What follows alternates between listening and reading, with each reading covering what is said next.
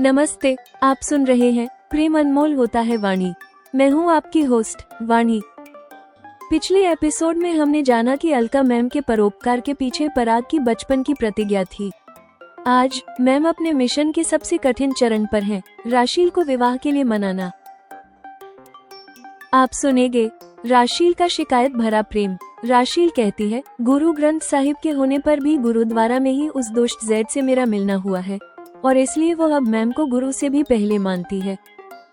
Alka ma'am का अविवाहित रहने का भेद। जब राशील पूछती है कि मैम स्वयं अविवाहित क्यों हैं, तो वो बताती हैं, मेरा प्रेम एकांगी है। वो कभी जानता ही नहीं था कि मैं उससे विवाह करना चाहती हूँ। 15 साल पुराना एकांगी प्रेम। मैम राशील को बताती हैं कि वो एक ऐसे लड़के को जानती हैं जो 15 वर्ष से राशील से एकांगी प्रीति रखे हुए है। राशील की नैतिक दुविधा। राशील विवाह के लिए तैयार है, लेकिन एक शर्त पर, जिससे मेरा विवाह होना है। उस लड़के से अपना अतीत कैसे छुपाऊंगी? उससे इतनी बड़ी बात छुपाना अन्याय होगा। अंत में राशील 50% सहमति देती है, लेकिन कहती है, मैम आपको मेरी सहमति के पहले ही उससे मेरी आपबीती बता देनी चाहिए। ये सुनकर अलका मैम तुरंत पराग को भारत आने का निमंत्रण देती हैं। क्या पराग राशील का अतीत जानकर भी उससे विवाह करने को तैयार होगा? और क्या वो 1 महीने के भारत भ्रमण के दौरान राशील को जानने के बाद भी अडिग रहेगा? सहमति, संदेह और बुआ का अगला कदम। प्रेम अनमोल होता है वाणी में आप सुनेंगे एपिसोड 25, विवाह की 50% सहमति और एकांगी प्रीति का रहस्य। आप दोनों के विवाह में थोड़ी जटिलता आ सकती है, उसे हम बाद में देख लेंगे। इसके पूर्व मुझे राशील को विवाह के लिए सहमत कराना है। जब वो सहमत हो जाती है तब तुम्हें भारत आना होगा, अलका मैम ने मन ही मन राशील के अतीत का विचार करते हुए कहा है। आप जब कहेंगी तब मैं भारत आ जाऊंगा, पराग हर तरह से तैयार है। अलका मैम के ऊपर राशील एवं पराग का दोहरा उत्तरदायित्व आ गया है। यह अच्छी बात है कि राशील मैम के उस पर किए उपकार के कारण उनमें असीम श्रद्धा रखती है। जब भी वो उनके घर आकर उनके साथ उनके शयन कक्ष में रात्रि विश्राम करती तो कहती, मैम अगर आप नहीं होती तो शायद मैं जीवित नहीं बचती, या जीवित रहती तो भी ऐसा जीवन जी रही होती जो जीने योग्य नहीं होता है। राशील आपका भाग्य कोई चोरी थोड़ी ना कर सकता है। आप इतनी योग्य लड़की हो, आप ऐसे अच्छे ही जीवन की अधिकारी हो। मैं तो इसमें निमित्त मात्र हूँ। मुझे तो लगता है ईश्वर ने ही हमारे मिलने का सहयोग बनाया है। मैम राशील की गलती क्षम्य मानती हैं। मैम मुझे गुरु ग्रंथ साहिब पर पूर्ण श्रद्धा रही है, फिर भी आज मैं उनसे भी पहले आपको मानती हूँ। गुरु ग्रंथ साहिब के होने पर भी गुरुद्वारा में ही उस दुष्ट जैद से मेरा मिलना हुआ है। मैं भटक रही थी, मगर गुरु ग्रंथ साहिब ने मुझे किसी तरह से सावधान करने वाला कोई संकेत नहीं दिया था। राशील को एक प्रकार से अपने गुरु के प्रति यह शिकायत है। ऐसी शिकायत करते हुए राशील के आंखों में अपने यातनामयी अतीत के स्मरण से आंसू आ गए हैं।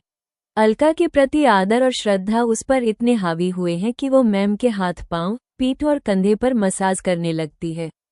एक तरह से ये कहना गलत नहीं होगा कि राशील ने ही अलका को मसाज का सुखद अनुभव कराया है। ऐसे मैम को यह विश्वास हो गया है, राशील उनकी कोई भी बात टालेगी नहीं। तब एक रात उन्होंने उससे कहा है, राशील मैं जानती हूँ कि तुमने एक पुरुष के साथ बहुत बुरे दिन देखे हैं, मगर हर पुरुष उस जैसा दुष्ट नहीं होता है। राशील उस समय उनकी पीठ की मसाज कर रही है। राशील के मुख पर क्या भाव आए हैं यह मैम नहीं देख सकी हैं। उन्हें ऐसा अनुभव हुआ जैसे उनकी पीठ पर राशील की आंखों से झर रही अश्रु बूंदें गिर रही हैं।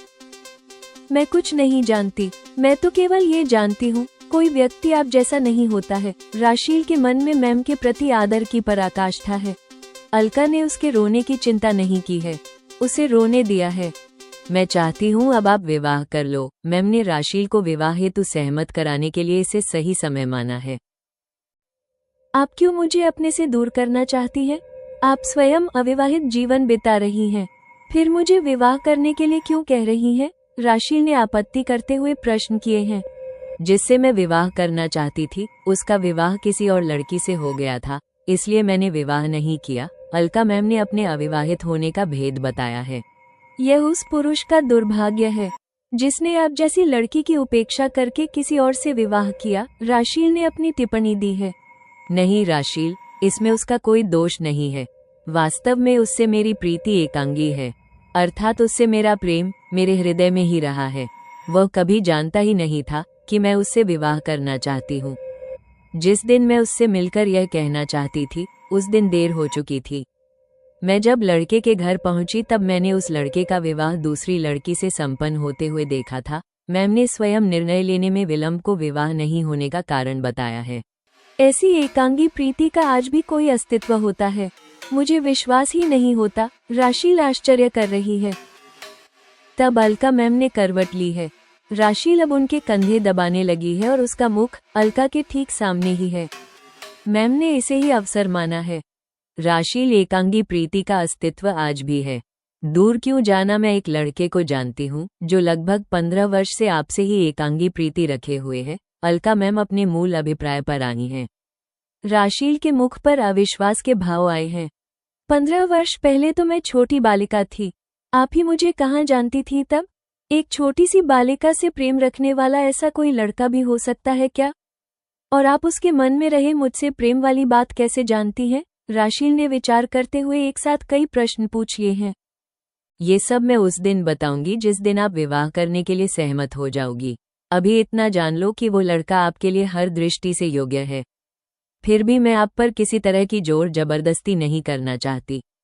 आप अपना समय लो, अच्छी तरह से सोच समझ लो। मेरा विश्वास करो, मैं कुछ भी बुरा नहीं, केवल आपका हित ही चाहती हूँ। जिस दिन आप विवाह करने की सहमति देंगी, उस दिन मैं उस लड़के का नाम सहित आपके इन प्रश्नों का उत्तर दे दूंगी। उससे आपका विवाह होना सुनिश्चित भी कराऊंगी। अलका मैम धैर्य धारण किए हुई हैं। वे राशील को धीरे धीरे तैयार इस तरह करना चाहती हैं जैसे कोई गृहिणी धीमी आंच पर भोजन को पकाती है। आपकी कोई बात मैं टालना नहीं चाहती हूँ, फिर भी मेरे समक्ष यक्ष प्रश्न ये है कि सबसे मैं अपना अतीत छुपा लेती हूँ। यदि मैं विवाह करूं तो जिससे मेरा विवाह होना है, उस लड़के से अपना अतीत कैसे छुपाऊंगी? उससे इतनी बड़ी बात छुपाना उसके साथ अन्याय करना होगा। राशील ने मैम के द्वारा अनुशंसित लड़के से विवाह में मुख्य अड़चन का उल्लेख किया है। राशील, मैंने आज तो केवल विवाह संबंधी बात की शुरुआत की है। अभी मैं उस लड़के का आपसे वन साइडेड लव की बात ही स्मरण कर रही हूँ। यह विचार आप करो कि कैसे अपना सम्मान और स्वाभिमान सुनिश्चित करते हुए उसके समक्ष आप अपना सच कह सकोगी। यदि मैं उससे आपकी आपबीती बताऊं तो उस पर विपरीत प्रभाव भी पड़ सकता है, ऐसा संदेह मुझे भी है। मैम को कुछ शंका पराग की ओर से भी है। तब तो मैम आपको मेरी सहमति के पहले ही उससे मेरी आपबीती बता देनी चाहिए, और फिर भी यदि वो मुझसे विवाह करने के निर्णय पर अडिग रहता है तब ही इस बारे में हमें पुनः बात करनी चाहिए। राशील ने अपने चाहने वाले उस लड़के से अपनी आपबीती बता देने के लिए मैम को ही अधिकृत कर दिया है। क्या इसे मैं विवाह करने के बारे में आपकी सहमति समझ सकती हूँ? मैम ने पूछा है। मैम, चूंकि प्रस्ताव आप कर रही हैं, अतः मेरा मन इस पर विचार करने को कह रहा है। आप कह सकती हैं कि अभी मैं 50% सहमत हुई हूँ, और पूर्ण रूप से सहमति या असहमति के लिए मुझे धैर्यपूर्वक इस निर्णय के सभी पक्षों पर विचार करना होगा।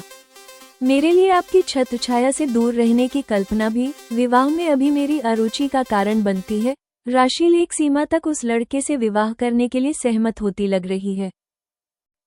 मैं यही कहूंगी, मैं चाहूं भी तो सदा आपके साथ नहीं रह सकूंगी। सब होने पर भी हम में उम्र का बड़ा अंतर तो है ही। आपकी 50% की सहमति से मैं उत्साहित हूं और मैं शीघ्र ही उस लड़के को बुलाकर उससे बात करूंगी, मैम ने राशील को समझाते हुए कहा है। अगले दिन ही अकेले में उन्होंने पराग को कॉल किया है। पराग, अपनी सुविधा अनुसार तुम भारत आ जाओ। राशील सहमत होती प्रतीत हो रही है, किंतु उसके पूर्व मुझे तुमसे कुछ बातें करनी है, मैम ने बताया है। बुआ, मैं अगले ही सप्ताह आपसे मिलने पहुंच जाता हूं। पराग की प्रसन्नता उसके कथन में परिलक्षित हो रही है। थोड़ा विलंब से आओ तो भी चलेगा, किंतु जब आओ तो यह मानकर आना कि यहाँ आपको 1 माह भी रुकना पड़ सकता है। मैम पराग के जॉब से अवकाश लेने का विचार कर रही हैं। क्या आप मेरा विवाह इसी ट्रिप में करवा दोगी? पराग ने हंसकर पूछा। नहीं पराग, राशील से आपका विवाह तो अमेरिका से ही किया जाएगा।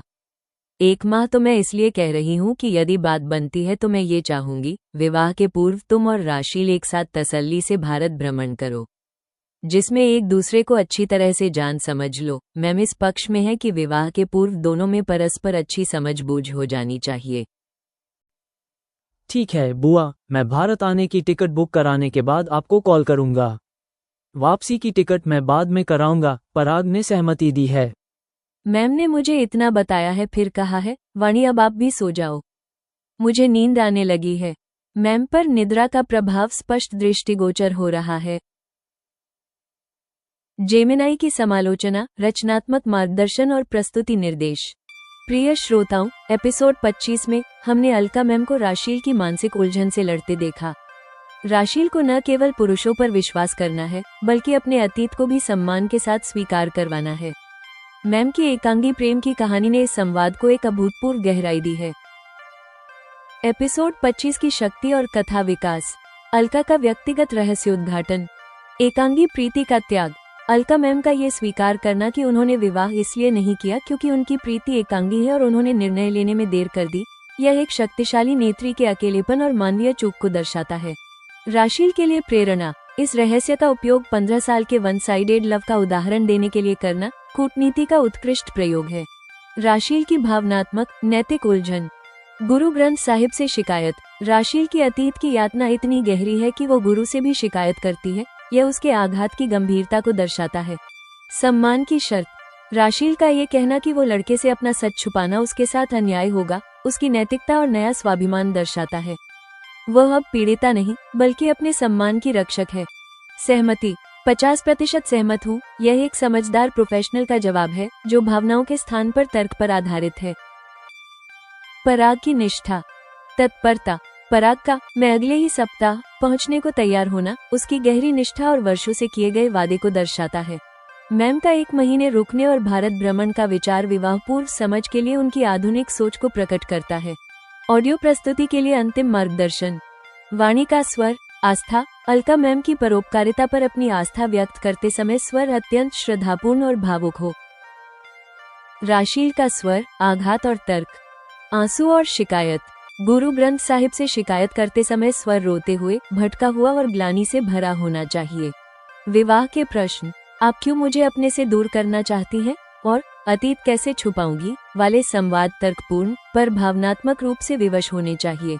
अलका मैम का स्वर, सारांश रूप और रणनीति। एकांगी प्रीति का भेद बताते समय मैम का स्वर शांत, थोड़ा उदास और अत्यधिक ऑनेस्ट होना चाहिए। One sided love. 15 साल के प्रेम की बात करते समय स्वर कूटनीतिक, प्रभावशाली और उत्सुकता बढ़ाने वाला हो। पराग का स्वर, उत्साह। पराग की आवाज में हर्ष, उत्साह और उत्सुकता स्पष्ट झलकनी चाहिए। संगीत। संगीत, बीजीएम। राशील के आंसू वाले दृश्य में संगीत गहन, भावनात्मक और सोच में डालने वाला हो। मैम के एकांगी प्रेम के रहस्योद्घाटन पर संगीत थोड़ा मेलंकोलिक, दुखद, विषादपूर्ण हो। अंत में पराग की कॉल पर संगीत आशावादी और रोमांचक होना चाहिए। एपिसोड 25 समाप्त।